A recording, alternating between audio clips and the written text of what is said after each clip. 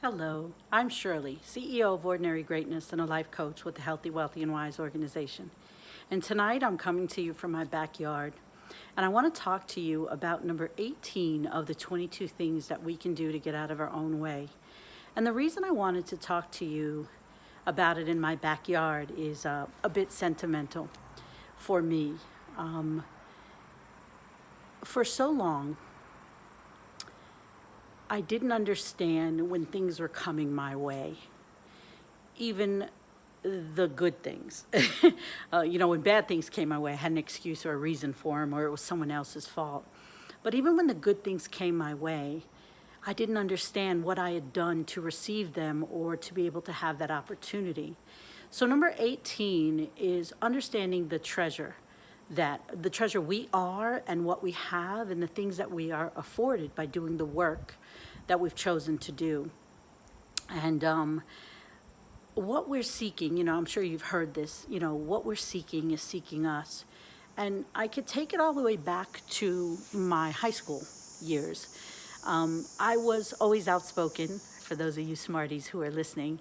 And I always felt like I needed to speak up for the underdog because I always felt like I was the underdog for some reason, whether it was I didn't have a mom or I didn't have my brothers or my family around me. I'd moved to a different place once my mom had passed away. And every time I turned around, something in the form of leadership or speaking up was coming my way, but I felt like stuck, like my feet were in concrete, like, all right, go do it, but maybe not, and who are you to do it? And then I ended up doing it anyway. I took a foreign language. I took German because I didn't want to do what everyone else was doing. They were taking Spanish and French, the common things.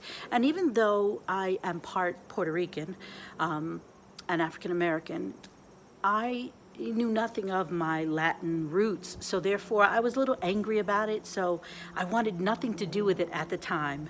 Granted, if I knew Spanish today, I'd probably be a millionaire because the Latin community has welcomed me with open arms internationally whenever I travel to, go over business opportunities or health and wealth opportunities with them.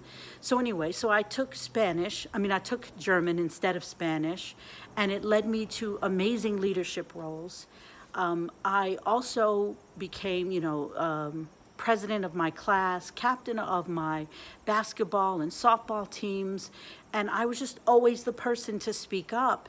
And little did I know that all of these things, they kept popping up because leadership is the end result for me. I want to help people. I want to be able to lead them to their dreams, lead them to their goals, lead them to the life they feel they deserve. And if they don't feel they deserve it, then I want to help them lead them to the answers that shows them that they are worthy of having the life that they want, the dream, the backyard. I never thought that I could own my own home by the time I was 28. I never thought that I would own a business. I never even thought I'd have a kid. But not only did I have one kid, I only birthed one, but I raised 7. I thought I would be horrible with children, but what I was seeking was to nurture and care for people because my mom had passed away and I felt like I wasn't nurtured and cared for enough. Not that my aunt didn't love me and things like that, but if you know what you know, there's no love like mom's love. She could be a crackhead, she could be crazy, she could be the loudest, the quietest, the most gentlest, the best cook, but that's mom, So nothing, against my aunt or anything like that. She did the best she could with a little rebel like me, I have to say, but I don't want to get off track. But my point is that what we're seeking is seeking us. And I always knew that I wanted to have an impact. I just didn't know how. I was in my first year of college before I dropped out. I was the only girl on the football intramural softball team. So I've always gone against the grain. I've always, stood out somehow, not necessarily being the loudest or the boldest, but, the squeaky wheel gets the oil. And I'm grateful that the universe loves me enough to direct what I'm seeking towards me, and I'm working towards that goal as well. So never forget the hidden treasures inside of us and the opportunities that come our way, because truly what we are seeking is seeking us. I'm seeking sisterhoods and friendships, and I really would love to work with more men because I feel like they're left aside a little bit. We've raised the bar so high that men have to be all, do all. Listen, we're all put on this planet to do things, but a teamwork makes the dream work, and we can't leave it all in one person's hand or the other's. So therefore, I truly understand and believe the beauty of what I'm seeking is seeking me. And I'm seeking anyone who is looking for help and guidance to learn how to live the life you want. It doesn't have to be this great, luxurious life. It doesn't have to be to travel everywhere, whatever it is, but the life you want. I see people every day, and they look at me and they're like, oh, your life is so great. If you want more problems, you can come and have them. But that's not the point. The point is that let's not compare your life to my life or my life to someone else's. Let's compare your life today to what you did yesterday. Let's make it better than it was yesterday, and each day we'll get to do that.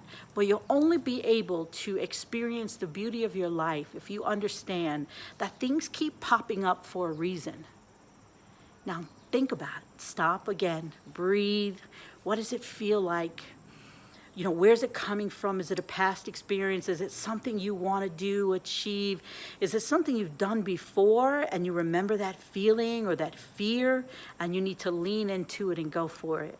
So once again, I'm Shirley Felder, CEO of Ordinary Greatness, coming to you from my backyard that I never thought I would have. And what I was seeking me. And I found an elderly gentleman who was trying to rehab this house in 1993 when I worked at a lumber company, and I volunteered to come and help him put colors together because his color scheme was horrible. And in doing so, he saw that I had a little girl that I would bring with me at nights to help him redecorate his house. And he asked me, did I want to buy it? And he held the mortgage for me the first few years until I could get my feet on the ground as a single mom. So I am grateful for every opportunity and moment that comes my way. Have a good night.